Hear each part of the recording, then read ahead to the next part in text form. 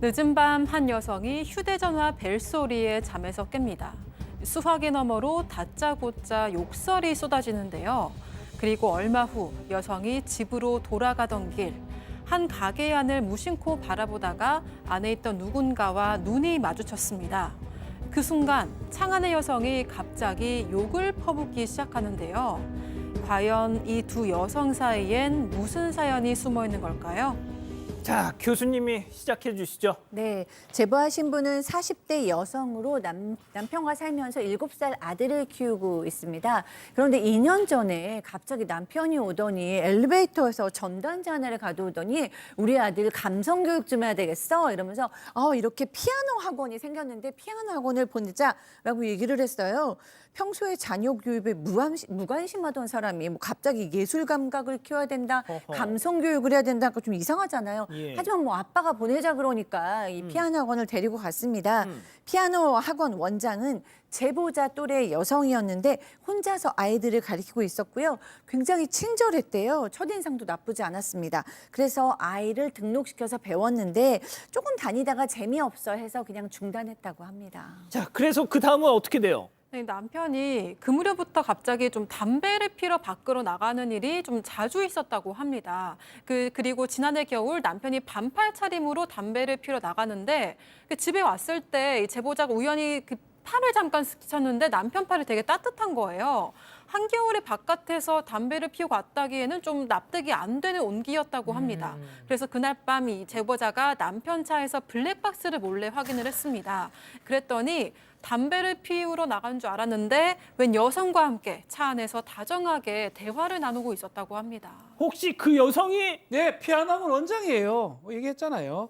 대화 중에 피아노학원 얘기가 나왔다고 합니다. 정체는 들통이 났고요. 추궁하죠. 뭐냐? 라고 얘기하니까 그 피아노학원 원장 내 대학교 동기다 라고 얘기하고 우연하게 여기서 마주쳤다고 하고요. 조금 친하게 지냈는데 그 사람도 유부녀다 이렇게 얘기를 했다라고 하고 가끔 만나서 시시콜콜한 그런 얘기 정도 나누는 게 다다. 알고 보니까 이 피아노학원 원장 같은 그 근처 아파트 주민이었다고 하고 이렇게 만났던 것 같아요. 예. 그래서 피아노학원 원장한테 전화를 해가지고 예. 얘기를 하니까 앞으로는 절대로 오해하지 않도록 만나지 않겠다라고 얘기를 했다고 합니다. 자, 애들 가르치는 사람이니까 저렇게 얘기를 해서 믿어 주셨대요. 자, 그런데 얼마 뒤에 충격적인 전화 한 통을 받게 됩니다. 제보자 얘기 직접 들어보시죠. 저한테 전화가 왔는데 다짜고짜 하는 말이 너가 나한테 전화해서 내가 그때부터 지금까지 분해서 아직까지도 잠을 못 자고 있어 이러면서 엄청 막 격양된 목소리로 소리를 지르는 거야. 그러면서 네 남편에 대해서 내가 낱낱이 다 밝힐 거라고 너도 가만두지 않을 거라고 그러는 거예요. 그러니까 그 전화를 받고 너무 심장이 두근거려서 그러고 있었는데 근데 그게 너무 이상하잖아요. 왜 아무 이유 없는 사람이 저한테 전화해서 가만두지 않겠다고 하니까 너무 이상해서 그때 전화 건 사람이 혹시 네, 역시나 피아노 학원 원장이었는데요. 새벽 1시에 술에 취한 목소리로 전화를 걸고 화를 내고 협박까지 하고 끊었습니다. 제보자가 놀라서 옆에서 자고 있던 남편을 흔들어 깨웠거든요. 물어봤어요. 그랬더니 남편이 이렇게 말했습니다. 네. 별거 아니다. 걔 원래 술 마시면 개 된다. 이런 말을 했대요. 그래서 내가 연락 끊자고 했더니 얘 삐쳤나 보다. 이렇게 말했는데 아무리 봐도 근데 좀 이상했잖아요. 그래서 다시 전화를 걸었지만 차단된 후였고요.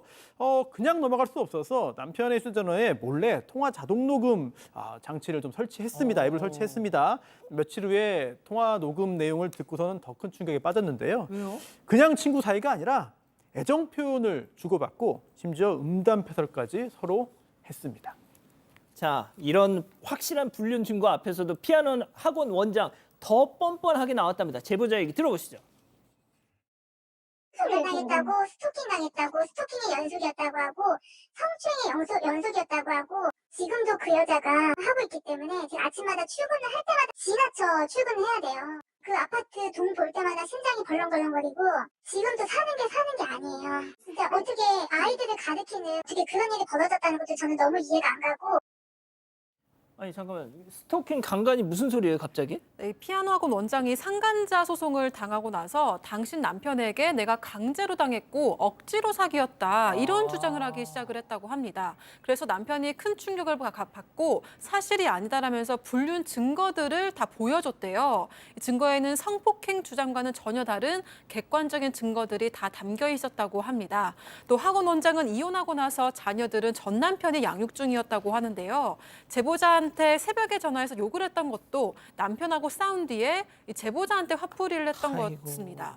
또 상간자 소송에서 승소했고 성폭행을 당했다던 학원 원장은 남편을 고소하지도 않았습니다. 아하. 이후 제보자는 남편과도 무사히 이혼을 마쳤다고 합니다. 자, 그런데 이렇게 잘 끝났으면 저희한테 연락을 주지 않으셨겠죠? 약간 이게 이렇게 되면 좀 정의가 살아 있으려면 좀 문제없이 다 돼야 되는데 지금 근처에도 피아노 학원을 운영을 하고 있다라고 합니다. 그리고 뭐 엘리베이터나 이런 데 홍보를 계속 하고 있대요. 그러니까 이것도 문제지만 한 동네에서. 한 동네에서 어느 날은 근처로 가다가 눈이 마주쳤대요.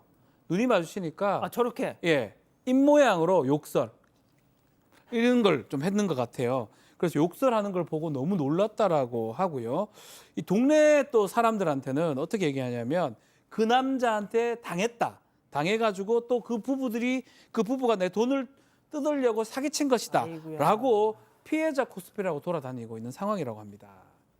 아, 손 변호사님 이럴 때는 뭐 어떻게 해야 돼요, 그럼? 네, 우선 손해배상 소송을 해서 마무리가 됐고 또한 남편과도 이혼을 했는데요. 하지만 지금도 계속 피해가 계속 이어지고 있는 거예요. 특히 허위 사실을 퍼뜨리고 있잖아요. 그 집 부부가 돈 뜯어내려고 나에게 사기를 쳤다. 뭐 이런 내용 자체는 명백한 허위이고 또한 그러한 내용 자체가 외부적인 명예를 훼손시키는 명예훼손 행위이기도 하기 때문에 형사적으로도 또한 민사적으로도 문제가 될 수 있습니다. 그래서 주변 사람들에게 이런 내용들을 다 수집을 하고요. 또한 들을 때마다 녹음 좀 부탁을 하세요. 그래서 이런 발언할 때마다 횟수별로 다 각각 한 번씩의 범죄가 성립하거든요. 이게 쌓이면 굉장히 커질 수 있습니다. 예. 이런 조치들을 해야 그래도 이제 더 이상 하지 않고 멈출 수 있지 않을까 생각이 됩니다. 자, 아까 들으신 것처럼 교수님, 그 제보자분께서는 저 상간녀를 매일매일 동네에서 마주치고 심지어 유리창 너머로 자기를 향해서 막 입모양 욕설을 한다는 거. 너무너무 스트레스 받으실 것 같아. 그러니까요. 지금 마음의 상처에 딱지도 안 앉았을 텐데 계속해서 그 상처를 덧입게 하는 거죠.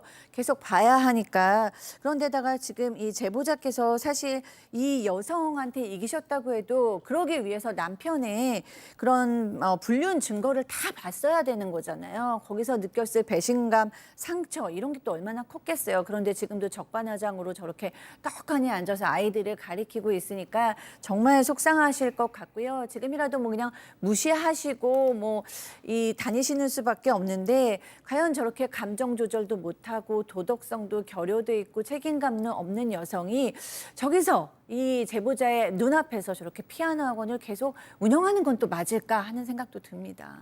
박 변호사님. 네, 뭐 좀 적극적으로 도움을 좀 구하십시오. 지금 하는 행동, 그 피아노 학원이 원장이 하는 행동이 명예훼손죄 될 가능성이 매우 높아 보입니다. 그래서 적극적으로 전문가 도움을 좀 얻어가지고 만약에 필요하다면 민형사상 책임을 또 묻는 것도 방법이 아닌가 생각도 듭니다. 자, 백다희 아나운서. 네, 댓글도 보겠습니다. 엔젤님, 바람 좀 피지 맙시다라고 하셨고요. 이응이응님, 남의 것 탐내고 내 거 아닌 거 탐내면 벌 받습니다라고 하셨습니다. 또박이님도 가정에 있는 사람을 왜 만나는 건가요? 라고 하셨습니다. 그러니까요. 재미는 물론 의리로 함께하는 사건 반장 구독 버튼을 눌러 주십시오. 의리!